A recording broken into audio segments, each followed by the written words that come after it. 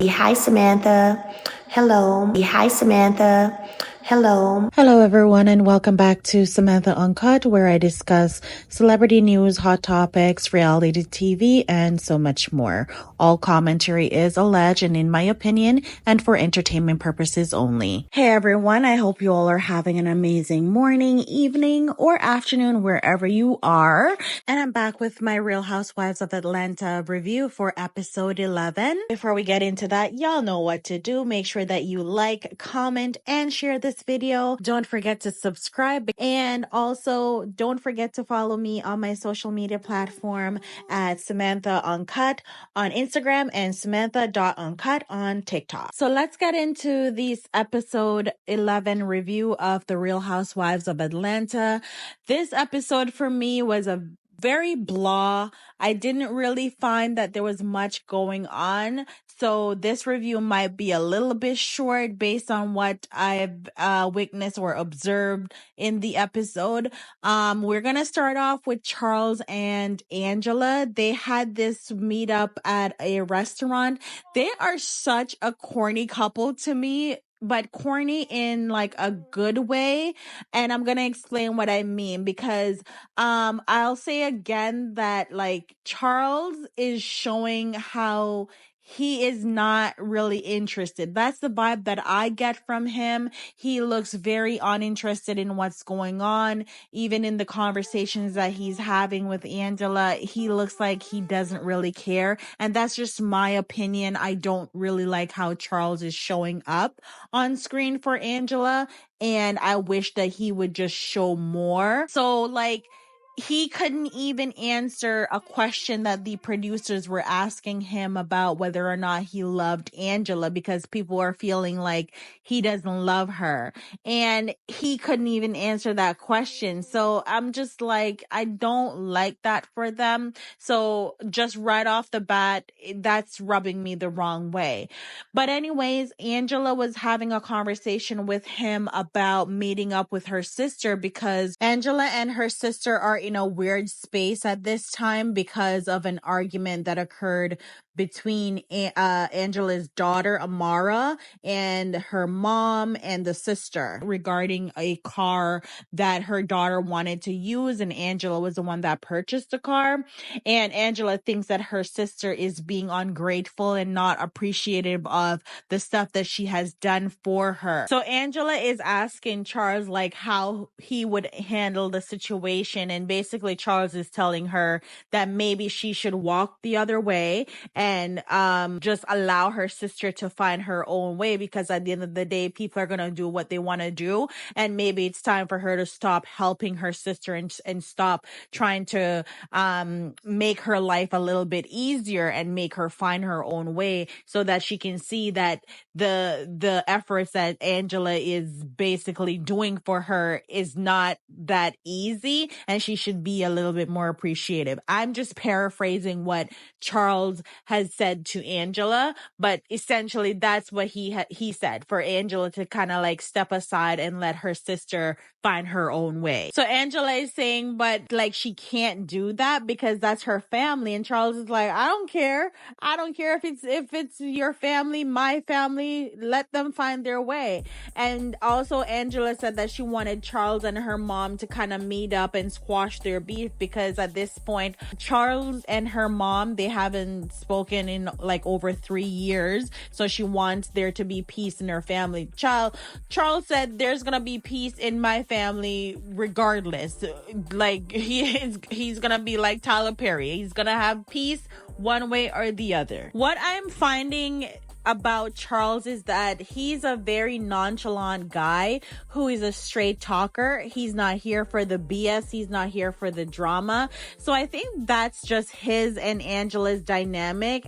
But I still want him to show a little bit more affection and just show that he's more interested in Angela and what she got going on, especially when it comes to the show. But I feel like he's just maybe awkward on screen or awkward around the cameras. I don't know what it is, but I also know that he's a very straightforward guy, and he's not here for the BS, and he doesn't entertain BS or drama often or at all. So Angela and her mom, they met up, and I want to say rest in peace to Angela's mom, because we found out that Angela's mom passed away since filming the episode. Angela posted yesterday that her mom had passed away. I'm not sure exactly when it happened, but RIP to her, because I know what it's like to lose your mommy, and my heart goes out to her.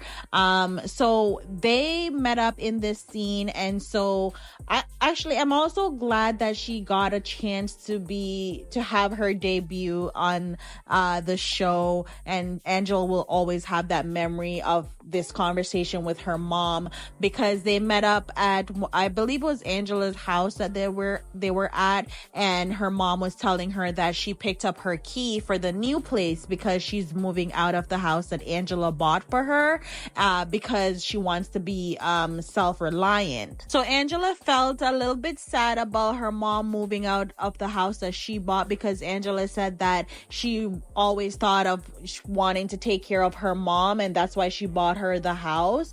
But at the same time, she's proud that her mom wants to be self-reliant.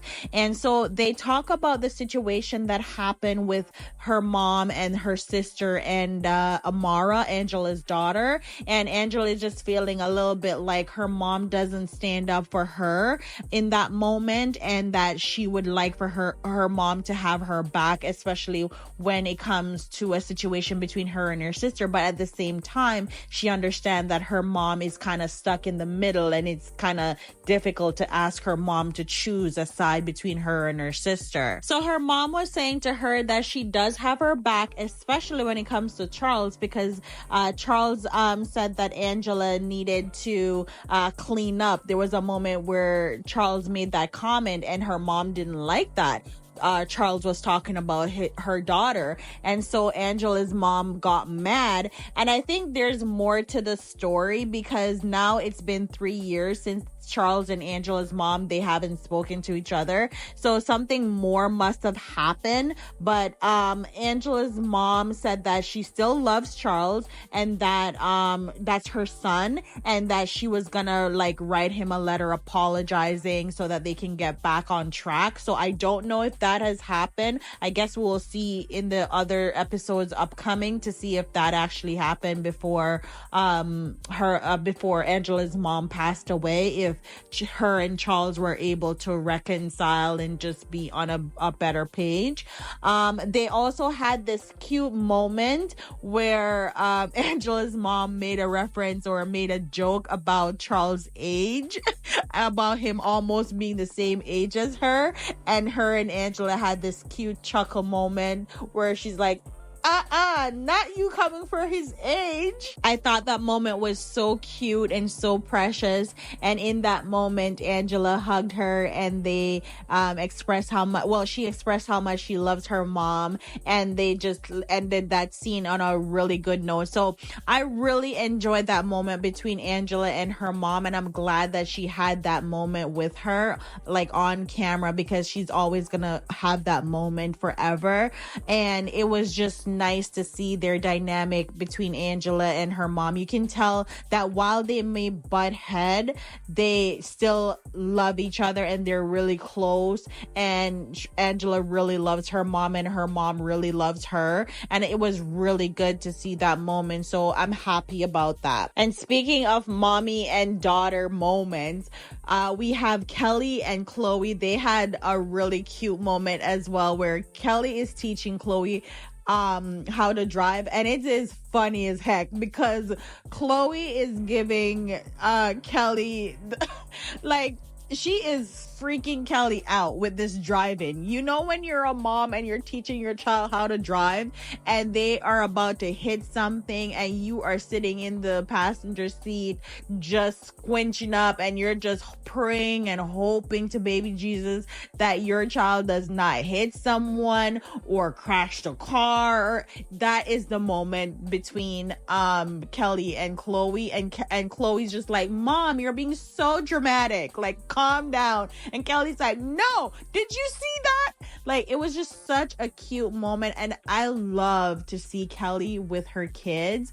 I love those moments because it's so funny and it's so lighthearted and it's such a relatable moment when she is with her kids. So Kelly and Chloe, they're talking about Chloe is saying to Kelly that she wants a BMW because she's obviously learning to drive, so she wants her own car. And Kelly's like, ain't no BMW. How you gonna maintain a BMW? Like, who is gonna pay for, like, I'll buy you it, but who's gonna maintain it? And so Chloe's like, I'm going to work at the restaurant. Like, I'm going to help out at the restaurant, and that's how I'm gonna be able to maintain it. And you know what? Like, I love how Kelly is hands-on with her children and that her kids are learning the value of money and that they're working for their own money. I love how Chloe have a mind of her own, and at the same time she understands what's happening, especially when it comes to the divorce between her mom and her stepdad. But also she is not like, she doesn't give me the vibe that she's a spoiled brat or that she is not able to handle the situation that is happening with the divorce. Like, she is very grounded, and you can tell that Kelly is doing an amazing job as a mom when it comes to her girls and how they're raised and how she handles their divorce. And speaking of handling divorce, this divorce between Ralph and Drew is gonna drive me insane because all I got is just questions. So Drew called her mom to talk about the divorce because she has an emergency meeting with her lawyer because Ralph is trying to get her lawyer recused from the case because Ralph is trying to get both of Drew's companies. So what happened was he already has 40% of Drew Sidora LLC, which Drew said she incorporated in 2005. And now he wants 40% of her new company because the lawyer went ahead and created a new company so that that doesn't have his name on the company. So now my question is for Drew, because were you allowed to create a new company while the divorce is ongoing? Like, I'm not married, so I don't know how the divorce rules work, but was it legal? Are you allowed?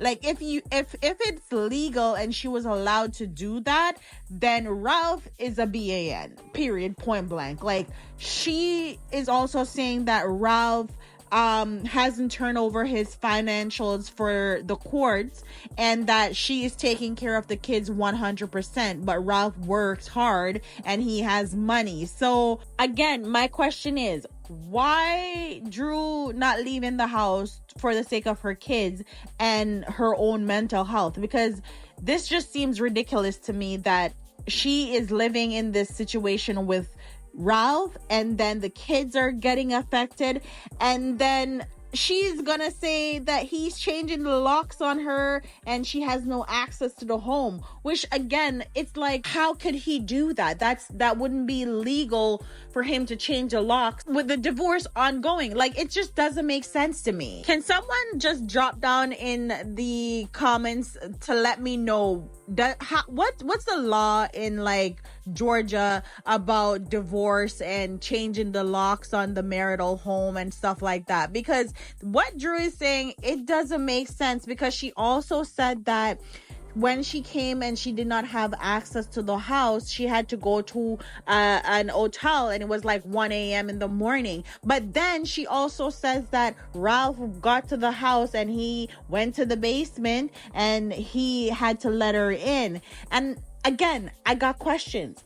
Did you go to the hotel, or were you outside waiting for him to let you into the house? And now, let me just say this.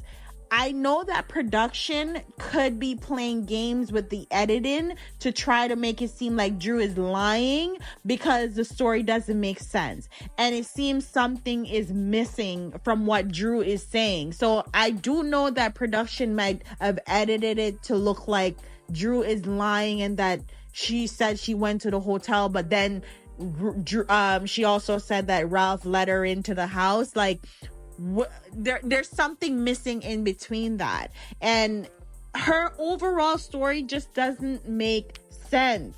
And Drew's mom, her mom name is Jeanette.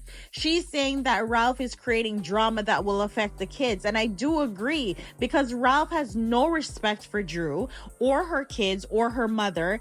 And I'm going to talk about that later on, because Ralph was live tweeting while this episode was airing, and he said some very disrespectful things about her mom. So Drew's mom ended up coming into town to help her out with the kids, and they started talking about the kids and Ralph and the whole divorce. And Jeanette is just letting her know that the courts didn't take the kids into consideration or their mental health with this whole like living situation of Ralph being in the basement, Drew being upstairs. They have to leave the house every other third weekend or something like that. And I do agree, because what kind of arrangement is that? And then Drew had also mentioned that the court said that she's not allowed to discuss the divorce with the kids. It's like, what kind of judge would say that you should not discuss the divorce with the kids? You're going through a divorce. Of course you want to make your kids know or familiarize themselves with the fact that mommy and daddy are not going to be together as much as they used to be, and the children need to kind of get familiar with being with one parent one set of time and then the other parent the next set of time. So why would you not try to introduce them to the fact that their mom and dad are getting divorced? This whole divorce is not making sense to me. And on top of that, Jeanette had to let Drew know that her kids are bad as hell, because she can't even control them. And she said, if I can't control them, then you know something is wrong. Like, the kids are changing. And so when Jeanette said this, Drew started crying, because she's like, she didn't realize that her kids weren't good. And then she's feeling like she's failing her kids. And it's like, Drew, how you not see that your kids are bad? You're with them every day, especially when you can sense that they can sense that the vibes are not good in the home. So how you not see that they acting out? Like, come on, Drew. You know your kids are bad. Don't cry about it now. Like, you know your kids are bad. And one of them, they need to leave the house. Because I am just so over it. The whole living situation doesn't make sense to me. The whole divorce doesn't make sense to me. It's being dragged on and out, and I'm kind of over it. But moving on, we have a scene with Shamia and Cynthia, where Cynthia met up with Shamia for drinks to just check in and see how she's doing after the Pampered by Portia event. So Shamia is expressing that she is not good and that she couldn't sleep. Her mom had to pray for her, and that she talks about how Portia's actions are kind of hurtful to her. And we kind of find out here that, like, there's stuff that has been bothering Shamia. Like, for example, Portia told her that Portia's mom, Diane, has a hard time accepting her because of what happened between Portia's mom and her mom. And Portia said it's hard to be her friend because the apple doesn't fall far from the tree. And we get a flashback to when Diane was having that conversation with Portia, where she said that those exact words, that, oh, you need to watch the dog that carry a bone. And we get like some more insight into like how Shamia and Portia met. So they met in middle school, I think it was, that they said they met. And Diane and Shamia's mom, they were best friends, or at least Shamia's mom thought that Diane was her best friend.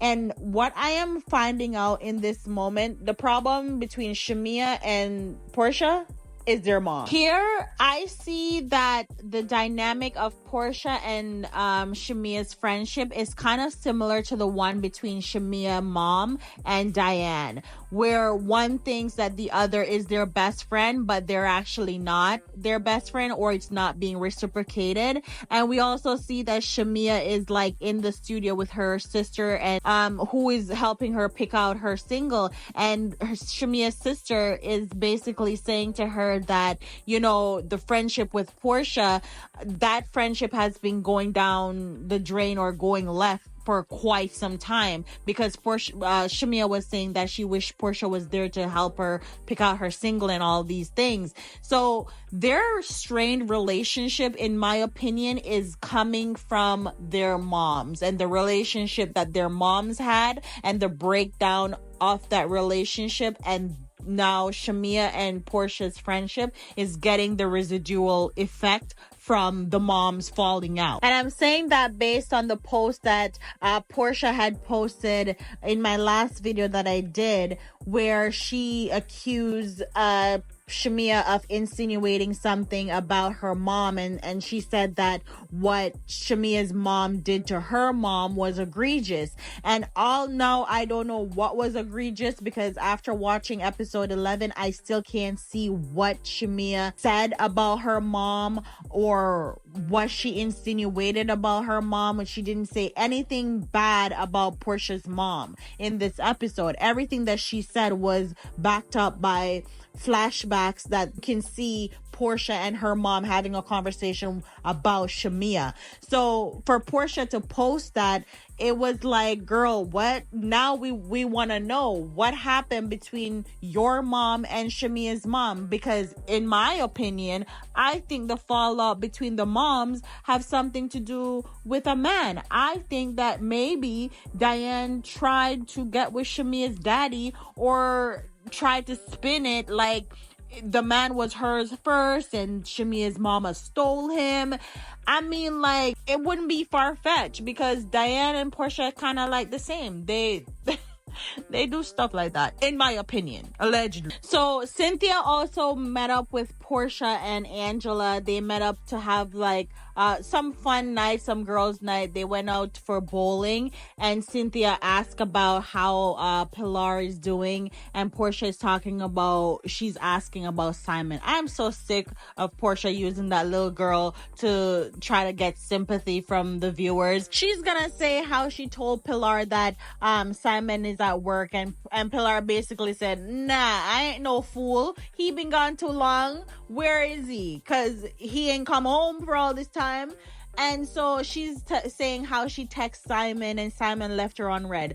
Portia, didn't you already said this story in like a couple episodes ago, where Pilar was asking about Simon and you text him and he left you on red, and she's like, where's Papa?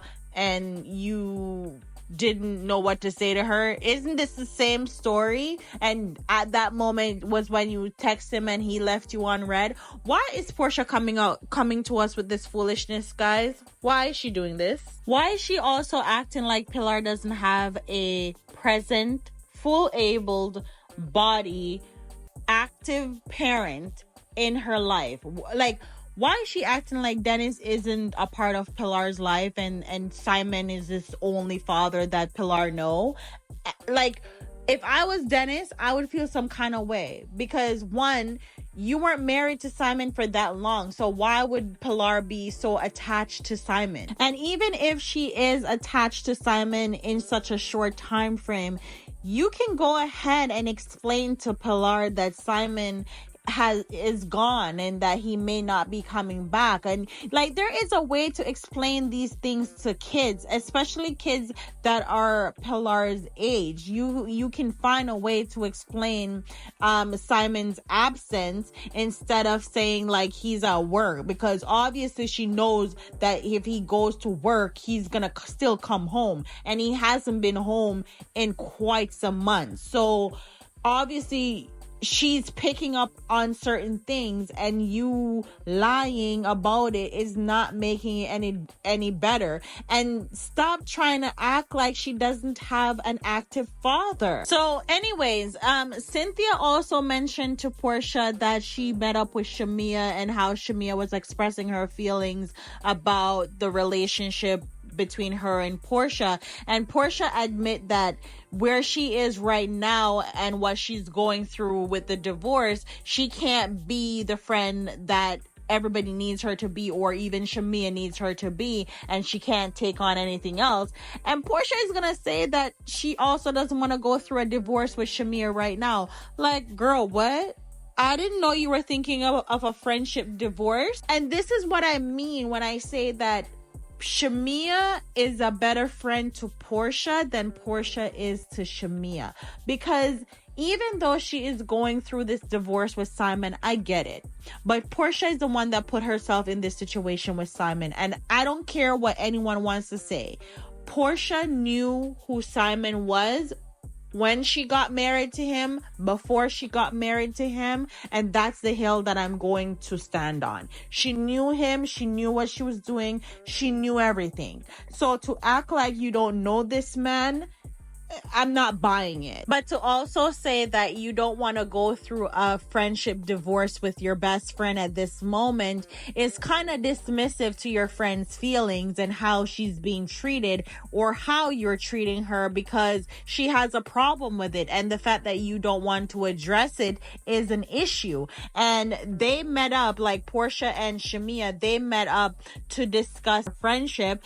And it's really, really awkward between them. Like, they sat down at the restaurant and they're both trying to make small talk to try to get over the awkwardness, but you can tell, you can cut the tension in the room because they're in a weird space at this point. And I think at this moment Shamia is kind of over everything because she's had enough. And while they're at the restaurant now, Diane calls Portia on FaceTime, and then Portia answers the phone and says she's gonna call her mom back. And here again, this is very rude to me.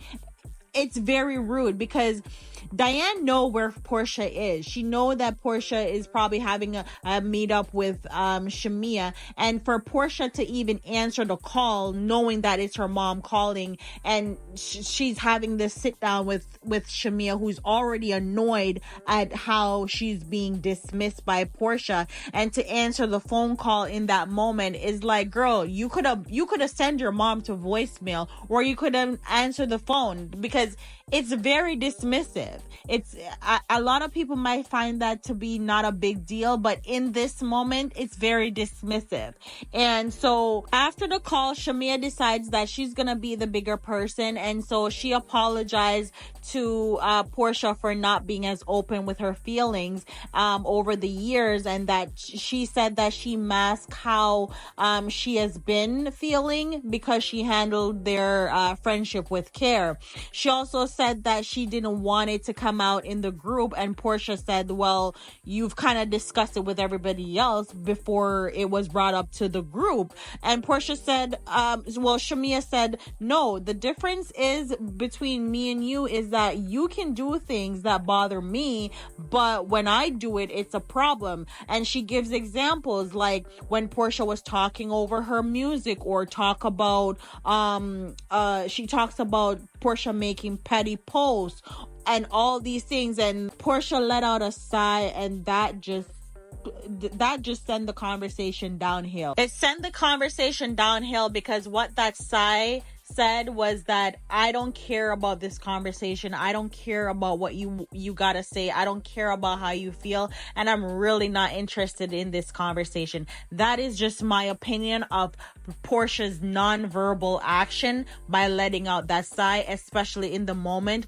where Shamia is trying to express herself and express what is hurting her. So Shamia said to her, like, wow, like, am I boring you? Like, you're sighing. Like, am I that boring that you don't want to have this conversation, basically? And so Portia is just seeming to be not interested couldn't care less in nothing that Shamia is saying. And Shamia is upset, and rightfully so, because Portia is being so dismissive of her feelings, even in this moment where she is being vulnerable with her best friend. Shamia even explained that if she was to do the non-verbal communication action that Portia just did, like sighing, Portia would feel some kind of way, and Portia would feel like Shamia is dismissing her feelings. And baby, like, Shamia just let the chopper sing on Portia, and I was here for it. Like, I was like, yes, let it all out, because we are over it. We are over you just trying to hold things back, trying to protect Portia. So just let it out so we can move on. Shamia even went as far as breaking the fourth wall, where she brought up a conversation that she had with Portia off camera, where she said to Portia that she wished that they could be the same on camera like they are off camera. And Portia said to her that they gotta pay her more money for that. Girl, what? They gotta pay you more to talk and interact with your best friend? This girl is delusional. And Shamia, Shamia, come here. Girl, I'm gonna hold your hand when I tell you this, and I'm gonna say this with love, care. Portia doesn't like you, boo. She's not your friend. Move on, baby. She doesn't like you. You gotta make new friends. You gotta make your own path. Portia does not like you. Okay? Okay. In Portia's confessional, she said that hers and Shamia's communication was strained since they started filming, and she doesn't need her friend coming at her during this difficult time. Portia is always the victim. She's always the victim, and she never wants to face up to any kind of issue that she have caused or she's involved in. She never wants to take accountability. And this moment, I thought that this moment was a great moment for her to take accountability for what the conversation that she's having with Shamia. But obviously, because she doesn't care about the friendship, she doesn't care about Shamia's feelings, she's not going to take accountability for it. Not only that, she tries to be manipulative by acting like Shamia is being unreasonable in this moment, when Shamia is expressing that Portia has like minimized her feelings to be about the show, when it's not about the show. It's actually about their friendship, and that Shamia is hurt on how she's being treated within the friendship. And Portia saying that they don't have to do this, and oh, it's a lot, and Shamia should stop. And so she gets up and go to the bathroom, and it's just like her being manipulative. She gets up to go to the bathroom to tell herself that, oh, you're gonna be okay, you're gonna be okay. Like she's giving herself like the pep talk to go back out to have this conversation with Shamia. And it's like, girl, she's so manipulative. I can't. She comes back to the seat now and asks for the food to go, and Shamia is still trying to express herself, and Portia starts shuffling the knives and forks. I would have lost my shit. I would have lost it. I would have lost it if I was in this moment, because how dare you? How dare you? While I'm talking, you're moving around stuff on the table. You're rearranging forks and knives on the table, making up all this noise to kind of like drown out my voice. Don't piss me off. But of course, she is able to manipulate the whole situation and then be very dismissive to Shamia's feelings, and then ultimately they share a hug and they apologize. But in the confessional, Portia called the whole meeting a tornado and an ambush. Shamia, you got a rude awakening coming next week. If you think that this hug and this apology that Portia gave you, if it was genuine, you got a rude awakening coming next week when Phaedra arrives and you see that Portia will drop you like a hot cake. There was no resolution in this moment.